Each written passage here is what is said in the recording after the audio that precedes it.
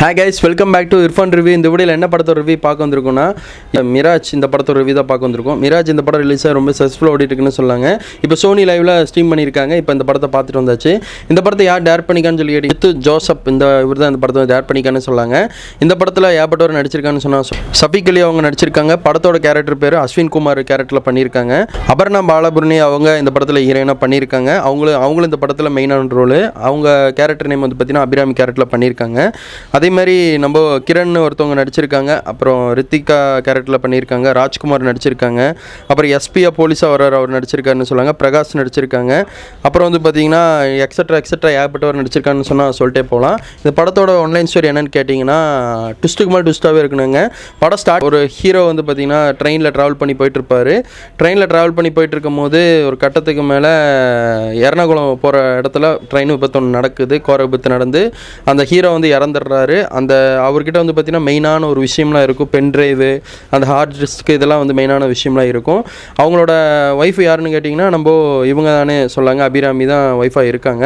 அவங்கள தேடி வந்து பார்த்திங்கன்னா அந்த ஹார்ட் டிஸ்க்கு கேட்டு வந்துக்கிட்டே இருக்காங்க. இதுக்கப்புறம் ட்விஸ்ட்டுக்கு மேலே என்ன நடந்தது ஏது படமே ட்விஸ்ட்டில் தான் போயிட்டுருக்குன்னு சொன்னாங்க. அடுத்தன ஒவ்வொரு ட்விஸ்ட்டுக்கு மேலே ட்விஸ்ட்டாகவே அந்த படம் மிராஜ் எடுத்திருக்காங்கன்னு சொன்னாங்க. ரொம்பவே சூப்பராக ஓடிட்டுருக்கு.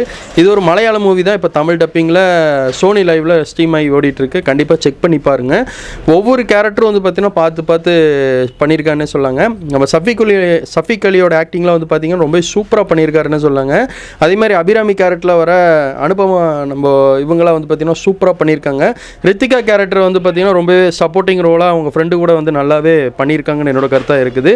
மித்தபடி எல்லாருமே வந்து பார்த்திங்கன்னா படத்தில் சூப்பராக நடிச்சிருக்காங்க. ஒரு சீன் ஓடிட்டுருக்கும், அடுத்து அதில் ஒரு ட்விஸ்ட்டு, அதுக்கப்புறம் ஒரு ட்விஸ்ட்டு. ஃபஸ்ட் ஹாஃப்லேயே எனக்கு தெரிஞ்சு வந்து பார்த்தீங்கன்னா ஒரு 10 ட்விஸ்ட்டுக்கு மேலே ட்விஸ்ட் வச்சுருக்காங்க. செகண்ட் ஹாஃப் ஃபுல்லாக வந்து பார்த்தீங்கன்னா படம் முழுக்க ட்விஸ்ட்டாக தான் போகும். கிளைமேக்ஸில் வரும்போது என்னடா இவன்லாம் வந்து இவனொரு ஆள் இருக்காங்களா அப்படின்னு மாதிரி தான் போகும். ஆனால் ஹீரோயின் ஒரு வேலை ஒன்று பார்த்து விட்ருவாங்க. அதுதாங்க இந்த படத்தோட ஆன்லைன் ஸ்டோரி. கடைசியாக நம்ம ஹீரோ வந்து அந்த கோர விபத்து ட்ரெயின் விபத்தில் இறந்தாரா இறக்கலையா அது வந்து போலீஸ் கண்டுபிடிக்கிறாங்க. ஹார்டிஸ்க்கு பென்ட்ரைவ் 2 பேர்த்துக்கிட்ட வாங்குறதுக்கு தான் ஒய்ஃபுக்கிட்ட வந்து பார்த்திங்கன்னா அந்த உரிமையாளர் எல்லாம் வந்து டார்ச்சர் பண்ணுவாங்க. ரிப்போர்ட்டராக ஒருத்தர் வருவார். அவர் தான் வந்து பார்த்தீங்கன்னா மெயினான ரோல். அதை நான் சொன்ன பாருங்கள். சஃபிக் அலி தான் வந்து பார்த்தீங்கன்னா கூடயே இருப்பார் ஹீரோயினு கூட. அவங்க 2 பேரும் ஒரு வேலை ஒன்று பார்ப்பாங்க கிளைமேக்ஸில். அது எதுக்காக பார்க்குறேன்னு படத்தை பார்த்து நீங்கள் தெரிஞ்சுக்கோங்க.